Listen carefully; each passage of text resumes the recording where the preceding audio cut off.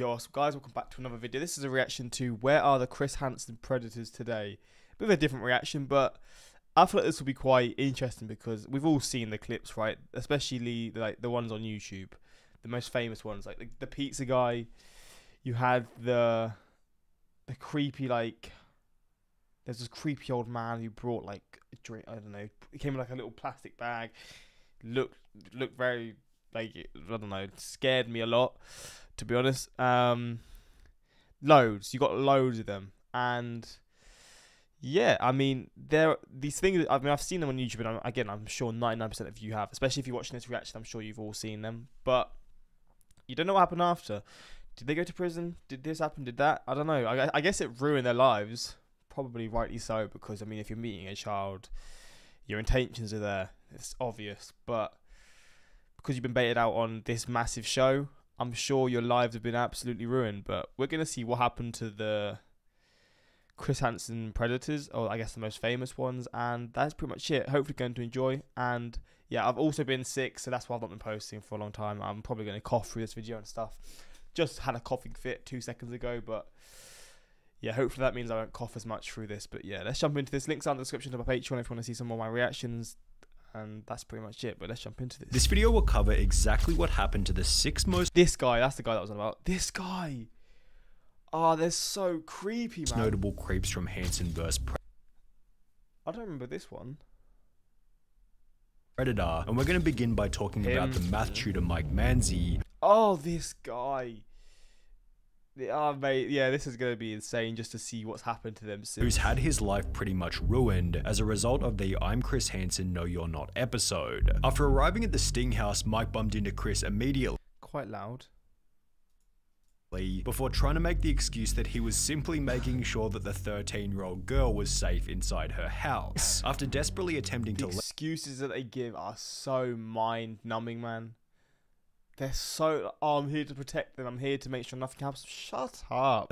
Mike was arrested, taken back to the police station, and interrogated for approximately 35 minutes, after which the episode ends with the explanation that because Mike's discussion was pretty clean prior to the meetup, he was only sentenced to 3 years probation, meaning that he avoided any time in prison and wasn't registered on any unsavory lists. However, this isn't to say that Mike's life has been easy ever since the episode went live. In late 2021, a conversation was leaked with one of the show's editors, who explained that the head of security, Ron Knight, was actually Mike Manzi's uncle, and that there is a part that never aired where Manzi is insisting to Knight to let him go because he's known Manzi since birth. This is apparently why Manzi made such an effort to convince the crew to let him leave peacefully, yet his uncle told Manzi the best thing he could do is go through the garage and remain silent, which Manzi obviously didn't do.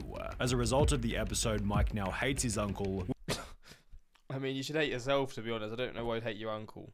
I mean, if you've got a brother or a family member that lets you get away with certain things, then for you it might be a good thing, but for the world that's definitely not a good thing. Which has more than likely led to the decline of Manzi's other family relationships. However, the most interesting thing revealed in the message exchange was that Manzi was an avid watcher of TCAP back in the day, which explains why he recognized Chris Hansen immediately.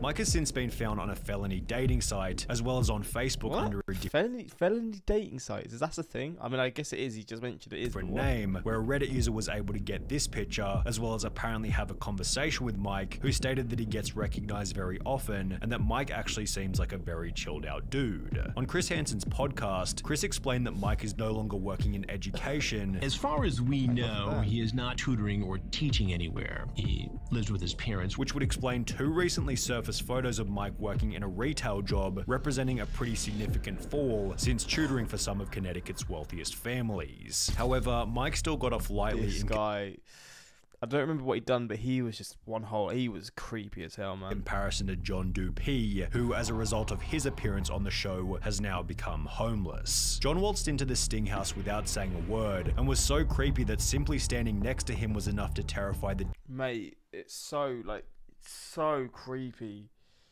And it seems like he's so calm. It's like he's done this before. Like, this is just weird, man. Decoy, yet she apparently had nothing to worry about, as he stated that he was only there to watch the football. Bro, I mean, if I had that hair, bro, I would let it go. I mean, I can't really say much. My hair ain't the best, but come on, man. He's got this little pointy up bit.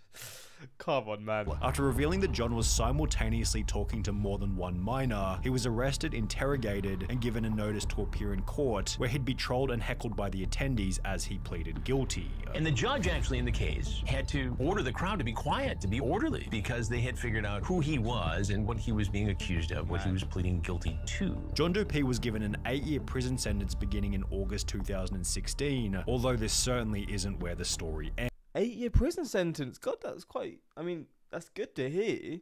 But compared to the last one who didn't get anything, that's a big difference. Only 4 months into his prison term, John's brother and sister were both killed in a car accident, which happened on the very same street where the Sting house was located. And in case losing both of his siblings wasn't bad enough, there are unconfirmed anecdotes that John was also disowned by his parents after the episode went live. He was released from prison on the 24th of July 2018, serving just 2 years out of his 8-year sentence. Yet after being released, John was forced to register on a public offender list, which displayed his address as a Connecticut homeless shelter. After 3 years in the shelter, John was able to move into a group house, although in October 2021, only 2 months after moving out of the homeless shelter, John violated his probation in an unspecified way and was sent back to prison for another year and 2 months. Since his release in December 2022, John has been residing in a shelter for recovering addicts, although John Doe P isn't the only... I mean, that is brutal. Losing your brother and sister like that is brutal. I can't even, that is horrible. Only person on this list who's been back to prison, as Joshua Cologne also recently... So this guy, what was his thing?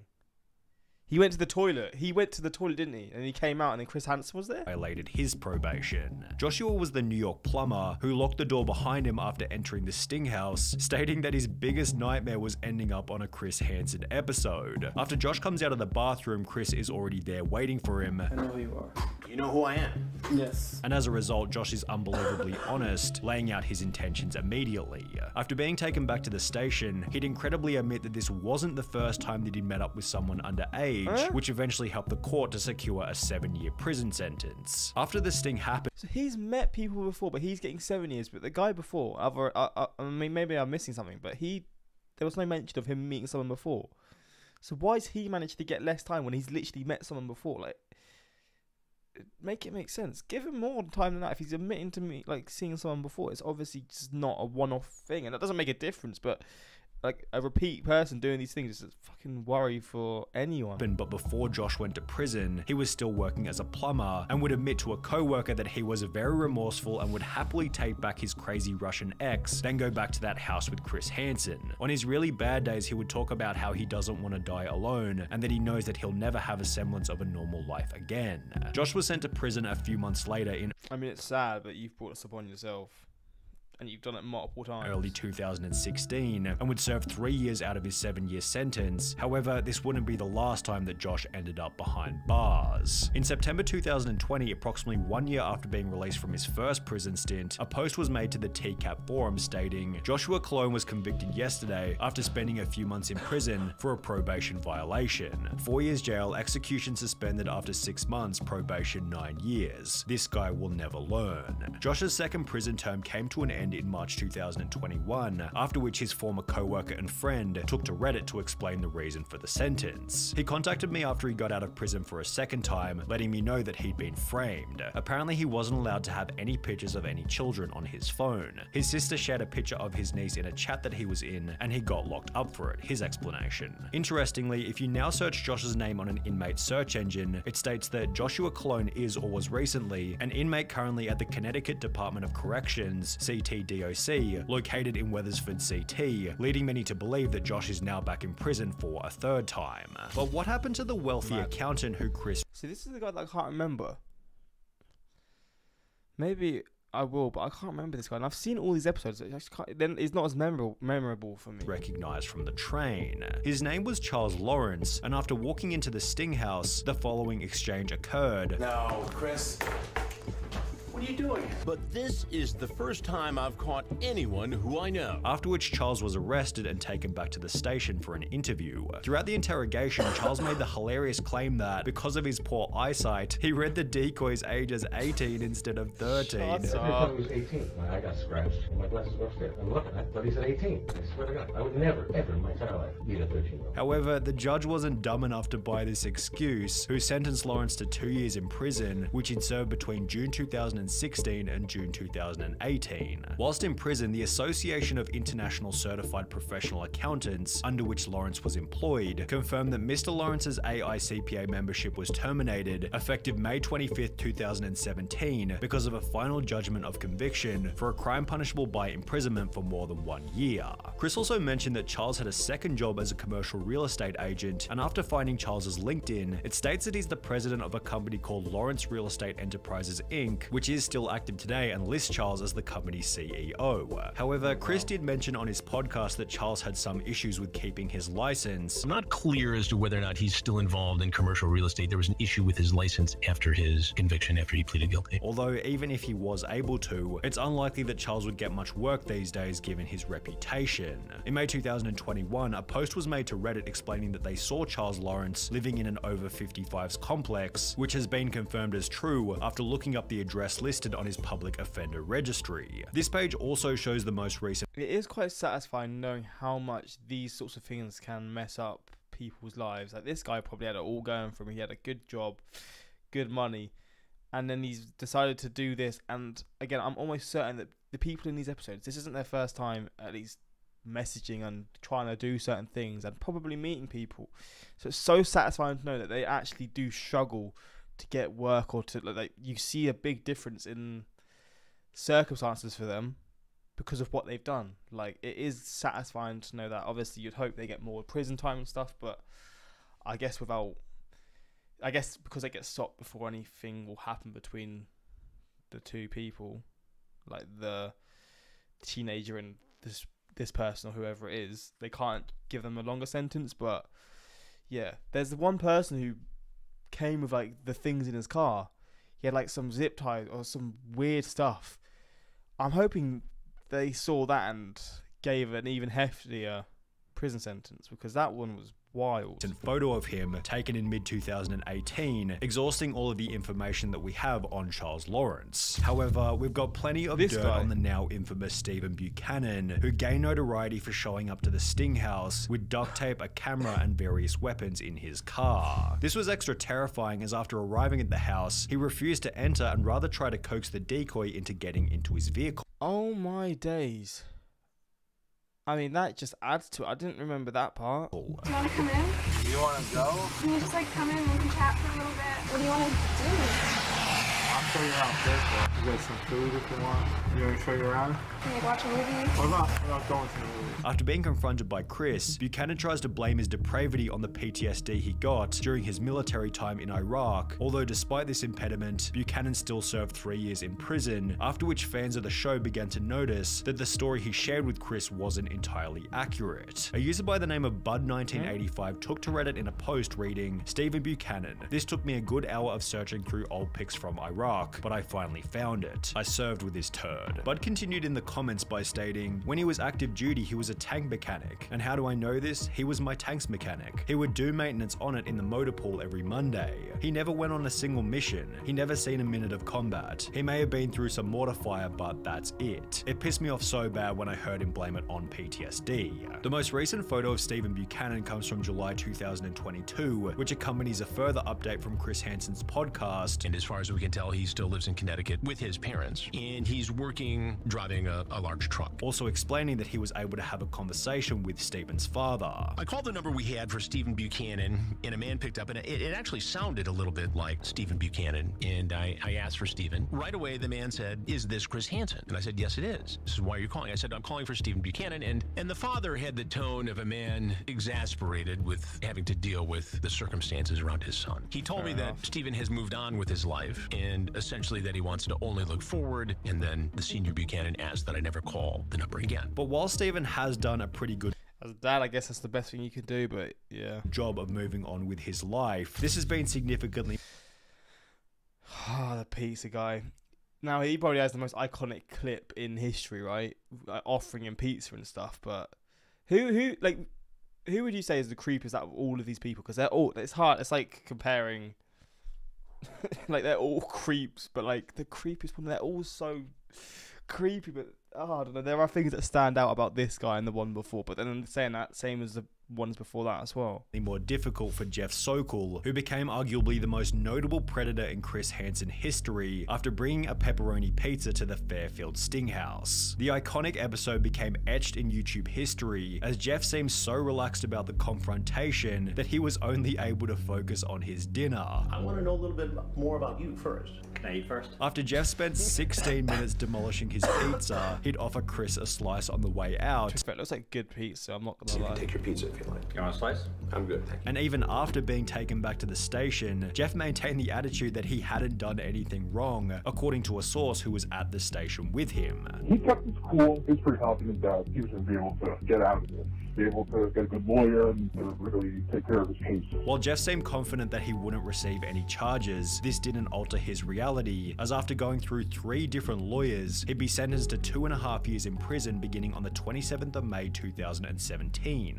Whilst locked up, the Jeff Sokol episode became so popular that fans of the show tracked down the restaurant from which the pizza had been ordered and began to visit the restaurant asking for the exact same pizza that Jeff had gotten. The restaurant has since had hundreds of positive reviews, many of which subtly referencing the Jeff Sokol incident, and according to an email sent to us by a fan, the restaurant had to eventually ask people.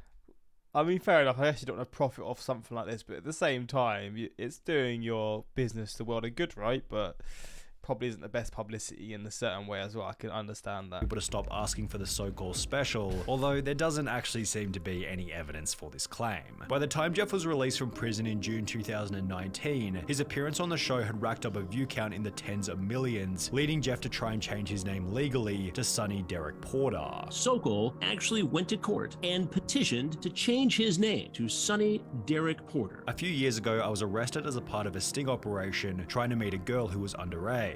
The sting was part of a nationally syndicated TV show, Crime Watch Daily, Hansen vs. Predator. This episode is now available online, along with many other troll videos and nasty comments from fans of the show. In the aftermath, I've experienced humiliation, harassment, and embarrassment. One could argue that this was justified, but I have surely lived with much remorse since the arrest. Since my current name will always be linked via a simple internet search, I'm requesting authorization to change my name. I'm working hard to be a better person overall, and making a sincere effort to treat everyone with respect. I hope to meet new friends and acquaintances, and wish not to be judged based on one gigantic mistake I made a few years ago. I hope to be judged for the person I really am, the person I am today. More than anything, I would like a second chance at a happy and safe life. However, the name change was eventually rejected, which only led to more trolling. It was then discovered that Jeff had been forced to sell his apartment, and according to this Reddit comment, which isn't the best evidence, Jeff moved in with his parents in blank. It seems like he comes from a pretty affluent family, so he probably just mooches from his parents and stays low-key. The most recent photo of him comes from early 2021, which unfortunately marks the final piece of information we have on Jeff Sokol, because despite being one of the show's most notable people, he certainly kept one of the lowest profiles.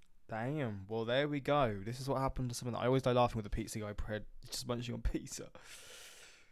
I mean, people have different responses to things, right? But that it's just to compose you. Some of these videos are just random questions that you get in your head at 3 AM. That is literally it. I swear I have thought to myself before, like, what has happened to these people? What consequences came from their actions in these things? And I guess it shows that there actually is some sort of, like, there's actually some sort of comeback. That's not the right word. That sounds a bit mad. Some sort of, what's the word? I guess consequences for these actual things. Like, you see these shows and you think, okay, they're getting humiliated, but will something actually come with it? And clearly that has. But yeah, hopefully you enjoyed this reaction. If you want more stuff like this, let me know. I have reacted to 1 or 2 of the Chris Hansen Predator reactions shows on my Patreon. Obviously I can't post it to YouTube, but if you want to see reactions to those things, links are in the description. And also, is there more Chris Hansen stings? Because I've only seen these 6 ones, and I don't know if there's more. I feel like there is more, but I don't know where you can watch them. And why are these the ones that are on YouTube? Surely if there's other ones, they'd post them as well, but I don't know. Is the show, did it stop running or something? I mean, I guess those questions are, I can answer them myself by searching it. But yeah, I just wonder because I've not seen them since. I just saw those posted, and I've never seen new ones posted ever since that. But yeah, that's pretty much it. Hopefully you enjoyed, and until next time, like, subscribe, and peace.